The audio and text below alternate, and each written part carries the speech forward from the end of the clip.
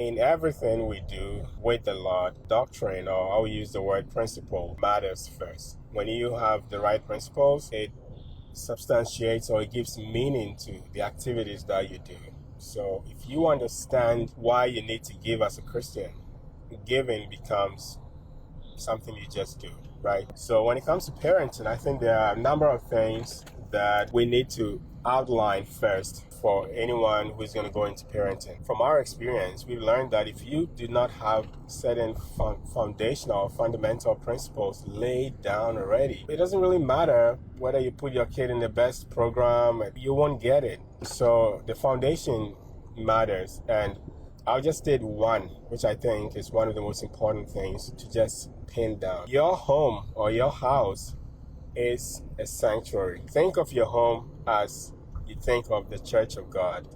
It's a sanctuary unto God. And if you're a husband, you are a priest.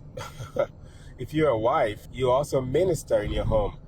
Because we tend to think that godly things ought to happen in the church and natural things or whatever, mundane things happen in the home. The moment you flip the script and you begin to see your home as a sanctuary, you begin to do things differently. Organize your home with that understanding or with that mindset, which means you're also going to be intentional about the activities that happen in the sanctuary. Because when we go to church, we don't just walk around, do whatever we want. You see how church is conducted because we know, we understand, we think that the church is a place of worship. Sometimes we have fun in the church, right? We play games in the church, we do all that, but everything happens within that context of, no, this is a special kind of place. It's like a consecrated place. That's how we ought to start thinking of our homes. Our home is not where you just do whatever you want. So even you as a parent, that also has to do with you before we even talk about it. Kid, because parenting has to do with a child, but it has to do a lot more with the parent as well.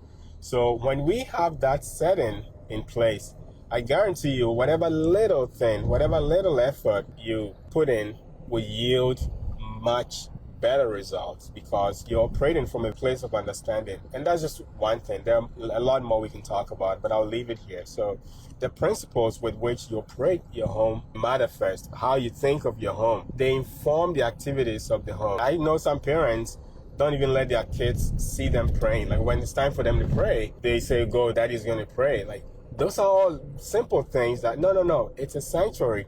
When we go into the church, the pastor doesn't just say, oh, you guys stay here, I need to pray. I don't want you to see me praying. We pray together. Out of the principles that we operate from, our activities gain meaning and significance to them so that even in just eating, the prayer we say before we eat matters. Every little thing matters. The manners in the house matters. The conduct of the parents also matter because you're ministering in your home. You can't just be watching whatever you want on your phone and then when your child is coming around, you're trying to hide it.